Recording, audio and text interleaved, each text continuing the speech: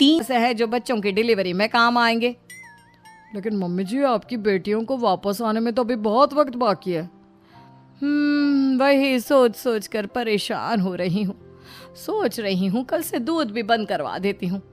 अब दूध वाले को देने के लिए पैसे भी तो नहीं है ना।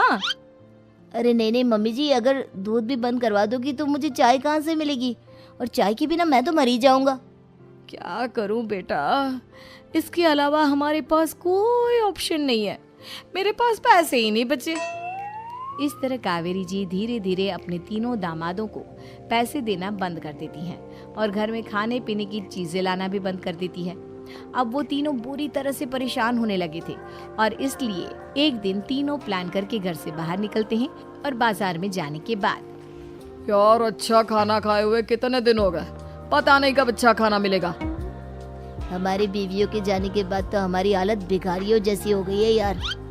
कुछ भी हो, मुझे तो आज पिज्जा खाना ही खाना है। जेब में 1 रुपया नहीं है और पिज्जा खाएगा, कहाँ से आएंगे पैसे? अरे देख, वहाँ सामने बोर्ड पर क्या लिखा हुआ है, कंप्यूटर पर काम करने के लिए एक आदमी की आवश्यकता है। भाई मैं तो जा रहा हूँ, काम करूँगा और शाम तक पैसे लाकर आराम से पिज्जा खाऊंगा। जा जा, तुझे कोई काम नहीं देने वाला, हम तो घर जा रहे हैं। चल भाई सुमित और अविनाश वहाँ से चले जाते हैं और विवेक उस कंप्यूटर शॉप पर सारा दिन काम करके 5,000 रुपए कमा कर घर लौट कर आता है और अपने खाने के लिए अच्छी अच्छी चीजें भी लेकर आता है। ये देखकर विवेक और सुमित के दिल में भी कुछ पैसे कमाने की इच्छा जागती है।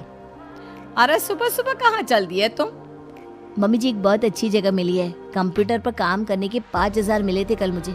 अगर रोज काम करूंगा तो पूरे 40,000 की तनख्वाह। अरे वाह, ये तो बहुत अच्छी बात है दामाद जी, आपको जाना ही चाहिए। सुमित और अविनाश विवेक को इस तरह तरक्की करते देखकर परेशान हो जाते हैं और वो दोनों भी काम की तलाश में निकल पड़ते हैं। धीरे धीरे उन दोनों को भी काम मिल जाता है। अब कावेरी के तीनों दामाद छोटी मोटी नौकरी करके अच्छा पैसा कमाने लगे थे। एक दिन कावेरी उन्हें अपने पास बुलाती है।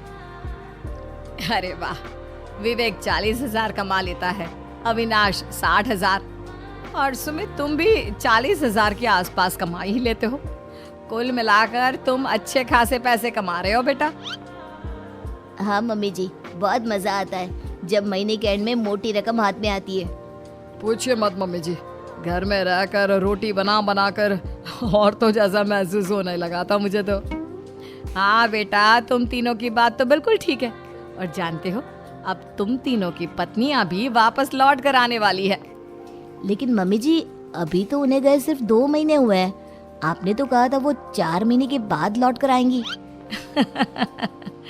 ऐसा कुछ नहीं है बेटा, मैं सिर्फ तुम तीनों को सबक सिखाना चाहती थी कि आदमी घर में बैठकर बीवी की कमाई खाता हुआ अच्छा नहीं लगता। इस दुनिया में हर इंसान को मेहनत करनी चाहिए, काम करना चाहिए, चाहे वो औरत हो या आदमी, ताकि अपने परिवार को संभाल सके।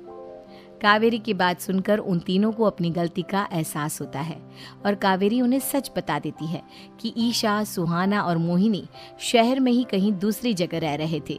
शाम के वक्त उन तीनों की पत्नियां लौट कर आ जाती है और कावेरी जी का परिवार एक खुशहाल परिवार की तरह रहने लगता है।